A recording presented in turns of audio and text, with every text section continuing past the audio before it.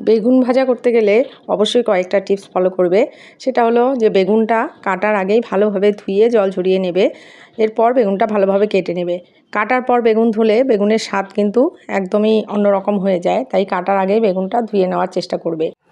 বেগুনটা কেটে নিয়ে তারপরে এতে দিয়ে দেবে নুন, হলুদ আর চিনি। সামান্য চিনি অবশ্যই দেবে। চিনি দিলে বেগুন ভাজাটা খেতে যেমন টেস্টি হয়, তেমনি তেলটাও খুব কম লাগে। তোমরা জানো বেগুন ভাজতে গেলে প্রচুর তেলের প্রয়োজন, কিন্তু এটাতে দেখবে আমি অল্প তেলেই কয়েকটা এই বেগুনগুলো ভেজে নেব।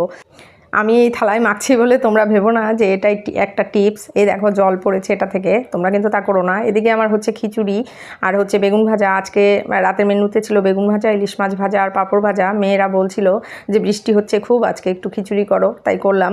তো তোমাদের সাথে একটু শেয়ার করলাম, কিন্তু ভিডিও করতে গিয়ে আমার একটা বেগুন ভাজা পুড়ে গেছে। দেখলে আঁচটা একটু বেশি হয়ে গেছিলো। ভিডিওটা যদি ভালো লাগে অবশ্যই চ্যানেলটা সাবস্ক্রাইব করো আর একটা লাইক করতে ভুলো না।